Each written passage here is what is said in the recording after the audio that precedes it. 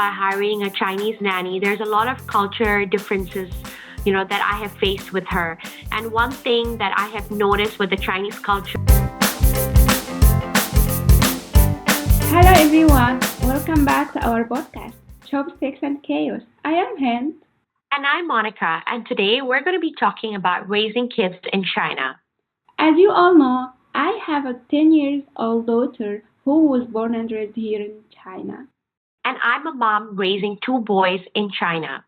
So this topic is very close to our heart because today we're going to be talking about our experience of how does it feel living in China while raising kids in Guangzhou. So, hey, as you have been in Guangzhou for over a decade, what has been your challenges and how has your experience been raising a daughter in Guangzhou? Oh, I remember it so clearly. I was in my second year of my PhD, and actually, my some of my classmates they advised me to go back to Egypt as I'm Egyptian and a foreigner living here by myself. It will be a little bit challenging to have my daughter here. But after that, I decided to keep chasing my PhD and having my daughter here. So yeah, here I am. Wow. That's really a really brave move that you were doing your PhD and you decided to actually birth your daughter in China despite not having your family. So, how was it though? Like, this was 10 years ago. Like, did you face any challenges? Like, what about the hospital 10 years ago? To be honest, it wasn't a very easy experience. At the same time, it was, there is so many friends and classmates, they've been advising me, and most of them, they advised me to have my daughter at a public hospital because in China, they trust the public government hospital more than the private one. And at that time, I was a little bit hesitating about this decision. But after that, after I went there, I see everything, I just had decided to go with the public government hospital choice. So you managed to actually, choose a public hospital 10 years ago. I mean, I've heard from a lot of friends that have been in China for over a decade that there was no English speaking doctor or nurses back then. Is that true? Yeah, there was no translation service. Now they offer translation service, but at that time there was no translation service. But for me, it was okay because I can speak Chinese fluently, and actually that wasn't my problem or my biggest challenge. So for me, the tricky part it was about booking everything in advance because it's a public hospital and it's very busy. There is so many people there, so I should book everything very early. Let's say, for example, when I be in my 7 months of pregnancy, the doctor advised me to start to arrange for my delivery date, which it will be after 2 months. So yeah, that That's really yeah. early. 7 months. You were 7 months and you had to book everything in advance. But why was this? Like, what was the reasoning behind booking everything in advance, especially in a public hospital? Okay, because they it's a public hospital, they offer a VIP service, but at the same time, as I said, because it's very very busy and there is so many people, because it's in China and 10 years ago, the system it was still one child one family, and as you know, Chinese culture they truly appreciate the pregnancy process, so it was very hard to book everything. You have to start it very, very early. So it was a Hmm. little bit stressful, but we still manage it. Yeah, that's really interesting to hear. I mean, like, thank God now, at least in China, there are international hospitals and a lot more English speaking doctors and nurses. So I got pregnant in 2024 and 2025, of course, like two under two I have.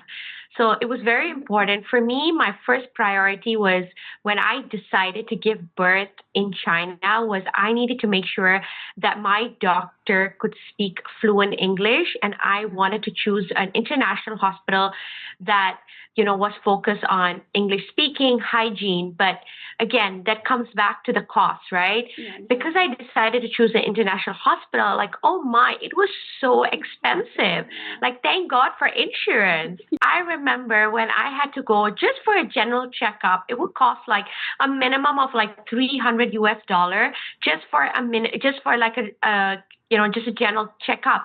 That's not even like the other checks that we need to do. So this is something that I think expats they need to really consider if they're looking at an international hospital, because the cost is very expensive comparing to a local hospital.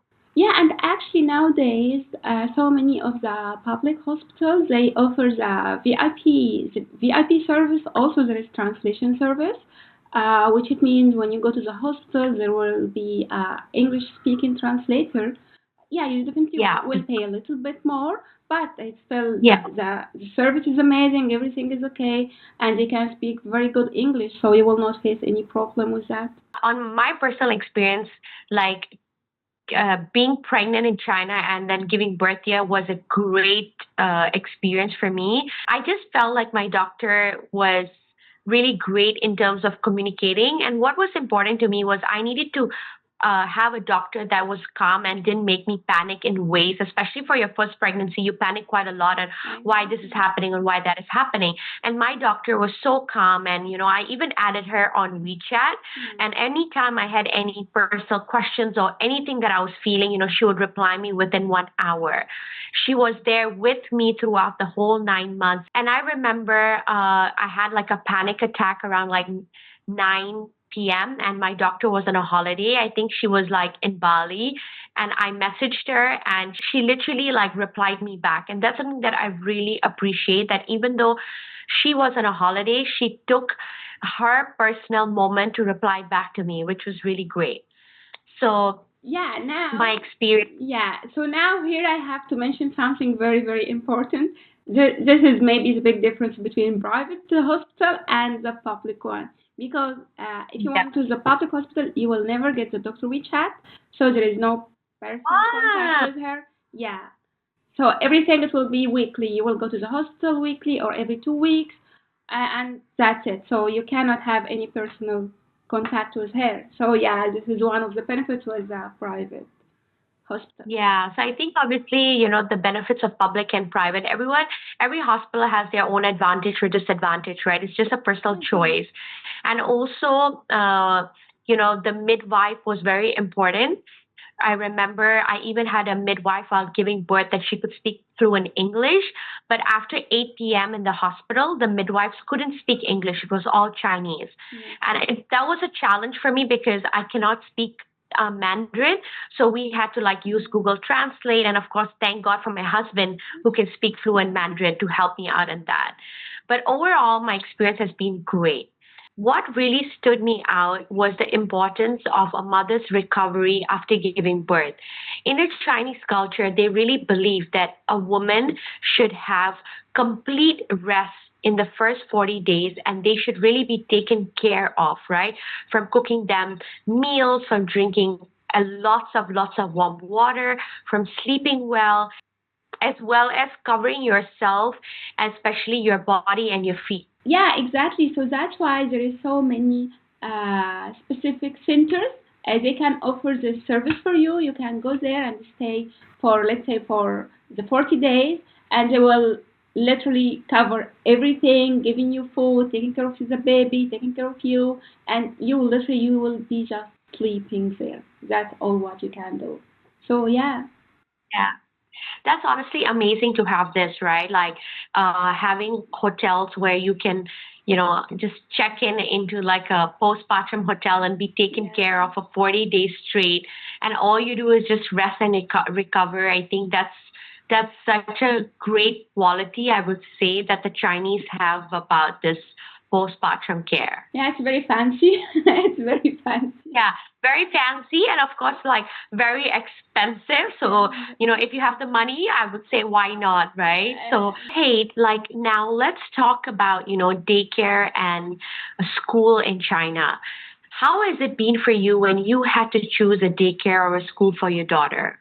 Actually, daycare in China is very different than other countries because here in China, with the work environment and this stuff, the parents should be working full. Most of the parents are working full-time job, so they should find a solution for their kids.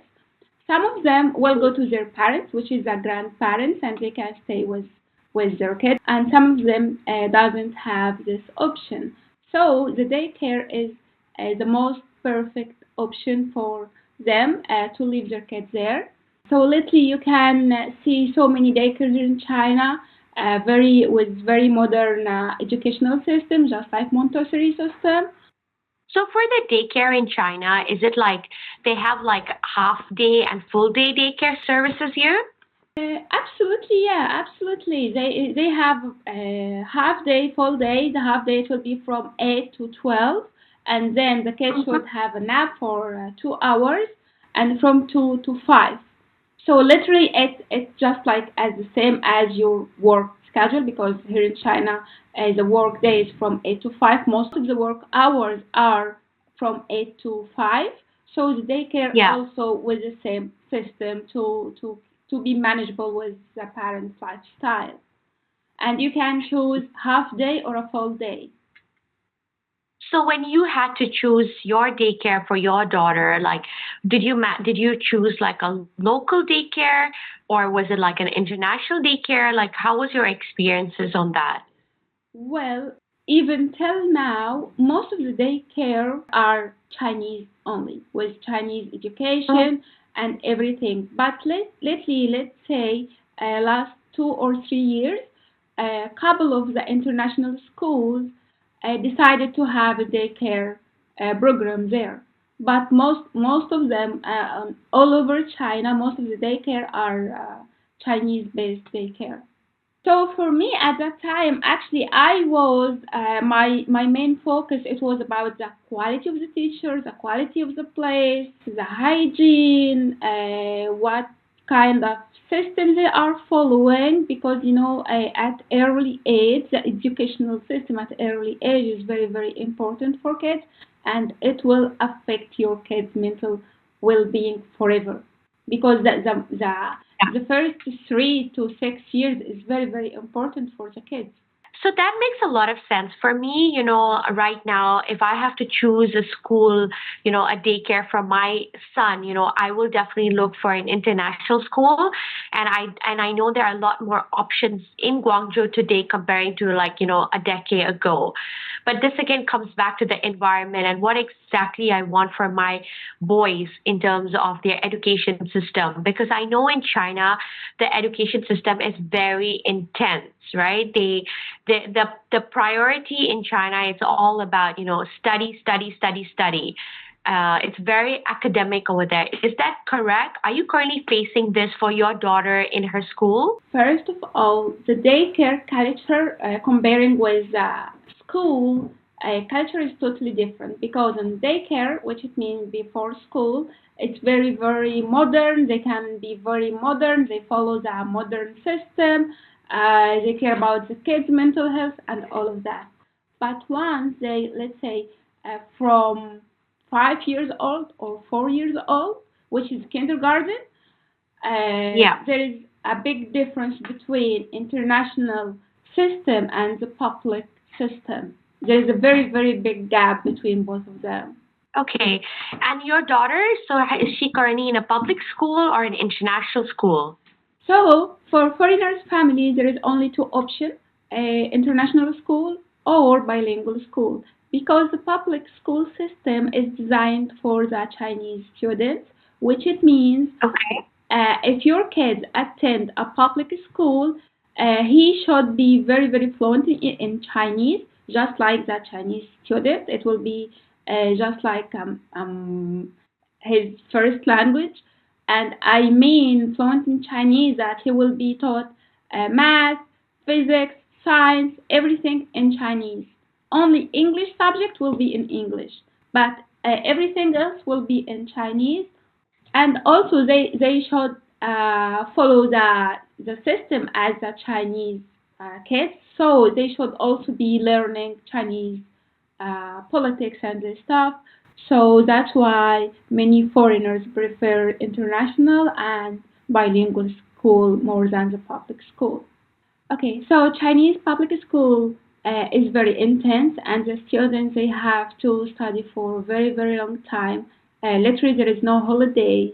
During weekend, it will they will increase their homework, and they start every day from 7 till 5, right? Because they woke up early and then go to school and then will finish by 5. But after 5, they still have to attend some self-learning class, so that's why it's very, very hard for foreigners to go to public school. And at the same time, there is so many requirements for foreigners to attend public school. The first one is the kids should be fluent Chinese. And to attend the public school, you will they will give you a test, and you should get a high score, and you should be very fluent in Chinese, and that's because all of the subjects are taught in Chinese language, Mandarin, and only the English subject will be in English. But math, science, psychology, anything else, it will be taught in Chinese. And also at the same time, the foreigners kids have to learn a lot about the Chinese politics and Chinese history, which it will be a little bit hard for a foreigner to attend a public school here in China. They should got some special permission from the educational bureau, and they will get this permission only depending on two things. First, the availability at school, if that school has space for him or not. And the second thing is their Chinese level. It's high level or not, because as I said before, all the subjects and everything is taught in Chinese. So yeah, it's so let's say foreigners kids can go to public school. Yeah, they can, but it's impossible to be honest. That's why so many Yeah. foreigners prefer to attend bilingual and international school in China. That is very intense, and I feel really sad for the kids that they have to go through this because, you know, doing studying from 7:30 all the way to 5 p.m. and then again attending classes to 9 p.m. is just way too intense for children to go through. And I feel that's why in the in the Chinese culture it's all about, you know, study, study, study, academics, academics, academics. And maybe that's why the Chinese culture is all about work, work, work, work, work, right? So it's just for me that doesn't work in, you know, my culture. I think for raising kids, you know, they need to have their play and free time. You know, they need to explore their world, explore their mind, rather than just doing intense study. It's just too much. Like I have seen schools in China until like 6 p.m. and 7 p.m. Like students are still studying over there. It's just honestly very crazy and for me. Because the Chinese educational system, it's all built on they are trying to qualify their kids to the Gaokao exam, which is the Chinese National Entrance University exam. So this Gaokao, this exam can decide which university you will attend and even what major you are gonna have. So that's why this is very, very important. And in China, they start very early to get ready for this exam. So that's why we see it's very, very long hours, day, very intense. They are preparing their kids since kindergarten till high school for the Gaokao exam. So literally, when you decide to let a foreign kid go to public school, it's something like you are letting them join the Olympic marathon without any training. So it will be very unfair for the Yeah. kids. Yeah, yeah. It feels like a marathon for the kids, honestly, in Chinese public schools. But again, this again goes back to their own culture. And yeah, that's why also last year Chinese government's trying their best to change these rules, to change this mindset. But the problem is with the teachers and parents' mindset. Even when they, let's say, they cancel all the exam for from first grade till third grade, okay? Because they want to reduce the pressure on the students. But at the same time, because the parents and teacher, everyone want the kids to be ready for the Gaokao, they still have the same pressure, the same intent, everything. So yeah, maybe after 10 or 15 or 20 years, their mindset will be more flexible and they can accept that Gaokao is not your final destination and you still have a lot of chances to decide your future by yourself. Now, let's talk about your daughter. How has it been for her to make friends in school as a foreign kid? Actually, because she was born and raised here, so this is not a challenge for her. For her, Mm-hmm. she feel like she can speak the language. Her Chinese is very perfect, so deep down there is a bit conflict, and that conflict is came from other kids, other people, when they asked her, where are you from and which country do you love more, Egypt or China? So for her, she loved China. In China she have her friends, her school, her social life, literally, here in China. But in Egypt, it's her family, it's her roots. So for her, China and Egypt is equally the same. But for other people, when they asked her, that make her a little bit confused, and she even can mention to me, I don't know what should I say. So, I'm sure it must be confusing for your daughter, right? Because a lot of kids, they don't know where they belong, especially being a foreigner. Is that correct? Yeah, actually, there is so many kids facing the same problem. When you are born and raised in a foreign country, for you, you truly don't know where you belong. Your social life, your everything, your current life in this country, but at the same time, your roots and your big family in another country, you go visit them couple of months every year, but most of the year you are living at the current country. So they been a little bit confused. But now I believe because now she's 10, she's kinda used to it and she's totally accept the situation. Yeah, I'm Egyptian. I can speak fluent Chinese.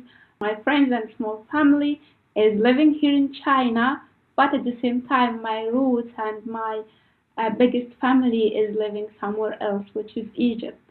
And also, I can see this very clearly with her friends as well because they have the same situation. But I'm not sure about you because your baby is still too young for that. Yeah. My babies are still small. I have not faced this yet, but I'm sure in the coming years when I start looking for daycares and school, I will have more to share about this. Yeah, sure. So we are waiting for you next year to share your Okay. experience with us. So what about like everyday things, by raising a daughter in China, like, making friends? What about birthday parties? How has that been for you? Because I know like the Chinese culture is very different in terms of birthday parties comparing to, your culture. Okay, actually, that was kind of a culture shock for me at the beginning because here in China, as normal, the kids will give his classmates gifts because of his birthday. But in my country, it's my birthday, so I'm the one who will receive the gifts. So for me, when the teacher, let's say, when the teacher asked me when is her birthday, we wanna have a birthday party and this stuff, and then she asked me to bring some gifts for her classmates. So I was just like, why? You are the one who should get her. But after that, I understand the situation because it's all about you let your kids share happiness and share kindness with his friends and the classmates. So now I believe it's very interesting, and Yeah. for me, I am very happy every birthday because I should be think about what kind of cute small gifts that we will give to her classmates. So basically, you would say it's like a return gift. No, they will It's not. like a return gift, right? No, they will not gift her anything. You are the one who will prepare a gift for them. Oh, okay. Okay, that's a bit odd. Yeah, you are the one who will prepare. You are the no. It's not a return gift. No, you are the one who will prepare a gift, cake party. You will prepare party and small gifts for her classmates. So the birthday girl doesn't get anything. No gifts. If one of her best friends or something wanna do that, they can do that. But no. Yeah, the birthday girl should be the one receiving gifts. Yeah, that's why I wanna share this with the world. I've been buying gifts for Oh six my years God. Okay. now.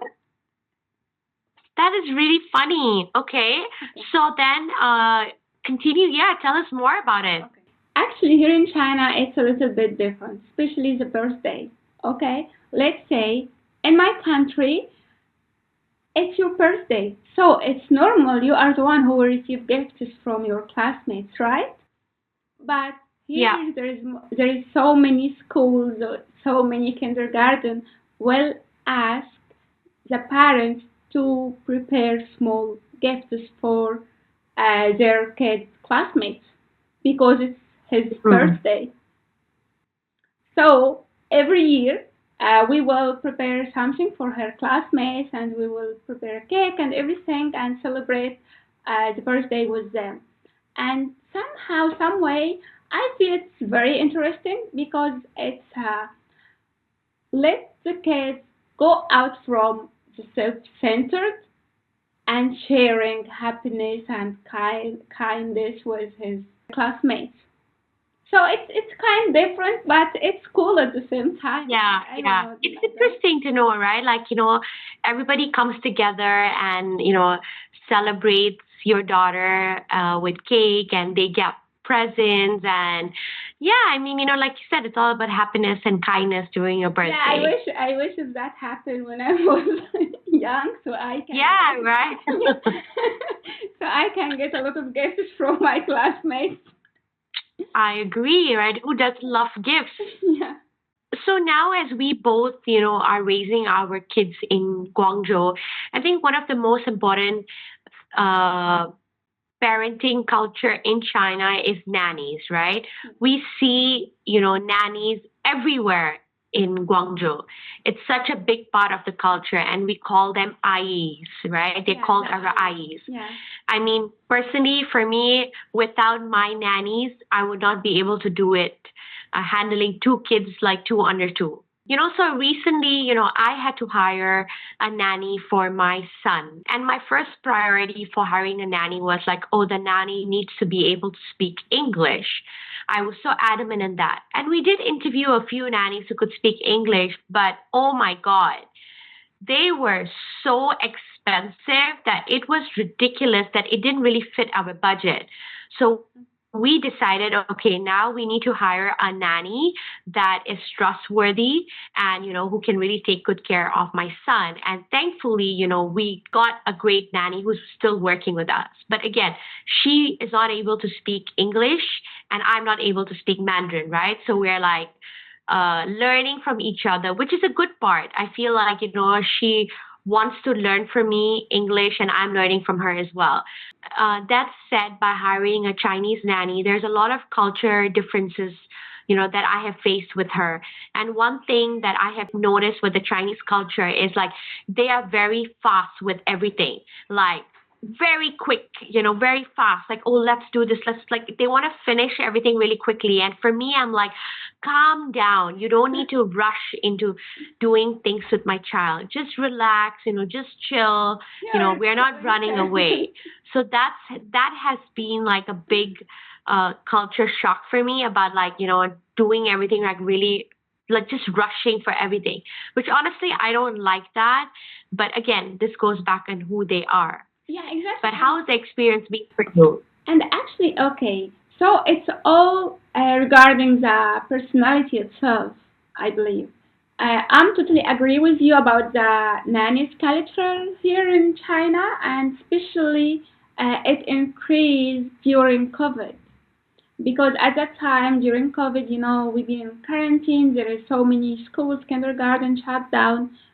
So your kids have to stay at home, and at the same time you have go to work. So it was the only solution to hire a nanny. At that time, it was Yeah. very, very, very expensive, but at the same time, you should be willing to pay whatever you have to pay to go and to go attend your work, and at the same time to be very sure about your kids' safety. Yeah. Yeah, so for me, I tried a couple of them, but one of them lasts for me for, let's say, 6 years now. And she's very, very kind, she's very, very helpful, and she's very slow. She's very faithful, and Oh, that's so good. yeah. Like, yeah. And you know what the funny thing is? Because there is so many nannies who will take care of your kids, they actually after they actually are working moms. They've been a working mom. They have very, very nice job, but after retirement, they don't want to stay at home. So they try to find Mm, a very nice job, a very nice job they can go attend, and at the same time they can make money. So my nanny, yeah. she's a very rich lady, to be honest, and she's very, very gentle. Yeah. She's very kind, and she's been with me for almost 6 years now. And all what she does, she only take care of my daughter and give Yeah. her food. That's great. I think it's very important, to hire a nanny that we trust because, we're also building a relationship with her and she is building a relationship with our child. So I think my nanny needs to learn from your nanny and how to be slow because I'm still teaching her how to be slow and how to be gentle. Actually, I'm totally trusting my nanny because, as I said, she's been with me for 6 years now. So sometimes I can, because sometimes I have some business trip or stuff for 2 or 3 days. So I'm totally okay to let her staying with my daughter. And actually, to be honest, my daughter treating her as a grandparent as well. So I believe it's very, very important about the communication between the kids and the nanny to build a very strong relationship. Yeah. No, I completely agree on that. It's very important for us also to have that trust with our nanny, to build a good relationship with them as well, because they are going to be taking care of our kid, Yeah. and because of them, we are actually surviving motherhood in Yeah, China. So exactly. I ended up hiring my nanny through expat groups, but I believe in China there are a lot of agencies as well that can refer nannies to, right? Yeah, yeah, there is so many agencies. You can go to them and tell them your requirement, everything, and your expecting salary, the salary range, even Yeah. everything, and then they will help you to they will help and then they will help you to find a suitable nanny for yourself. And we tried so many of them, me and a Yeah. couple of friends. But the only problem it will be the language because most of the nannies they cannot speak fluent English unless they had work experience with foreigners before. So one thing I really like, by having a local nanny is my son is, exposed to a lot of outdoor parks. And that's something that I absolutely love about Guangzhou is like their parks. There are so many beautiful parks all around us, right? Which is just so good for my kids to be around nature, especially on a daily basis. So my nanny actually, takes my son every day, and during in the morning and in the evening to different parks. And this way, he's exposed, with, Chinese kids, and, he tends to attend like, some Chinese classes, some Chinese sensory activities as well. And this is all because of my nanny. So that's something that, I really appreciate from her. Yeah, because I believe it literally will help your kids to be more into Chinese society. also will expand his social life. And he will, because Yeah. with the nanny normally, because every morning, let's say Sunday morning, Saturday morning, when you go to the park or whatever, you will meet a lot of nannies with the babies, and they are speaking, chatting with each other, and the kids there are Yeah. playing together. So I believe this is very, very important for our kids as well. Yeah, yeah, I agree. And talking about parks in Guangzhou, right? Like I have been exploring a lot of different parks Yeah. in China, right? And some of it is we have the kangaroo park, we have different kind of animal parks. We have like so much nature in Guangzhou, which is so fascinating to see that I don't think like people are aware of this. And one thing that people always think about China is like, oh my God, the pollution. But since I've been living in Guangzhou, there has been zero pollution. I think it is the air quality has been so good that I get so happy, especially when I go out, when I tend to walk around in Guangzhou. I take my cycle and, cycle around. It's just been so wonderful. And that's what I want for my kids. I want my kids to be exposed to as much as nature as possible. And that's where I can get it right now in Guangzhou. Yeah, actually, this is one of the things that I truly love about Guangzhou, and one of the main reasons that I'm staying here till now, which is the environment. Even in Guangzhou, they call Guangzhou the floral city because they have so many beautiful gardens, flowers, and it's really so amazing and beautiful.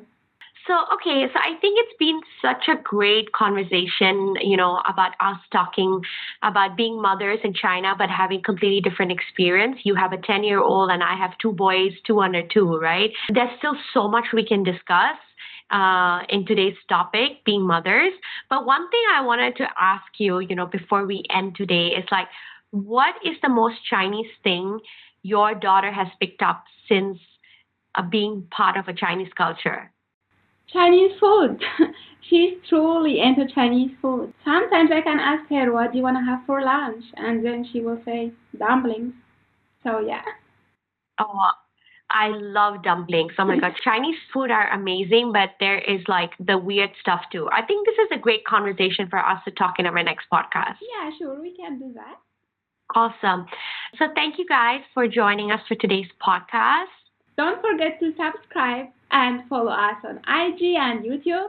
And if you guys have any questions or would like to know more about China, you're more than welcome to send us a message.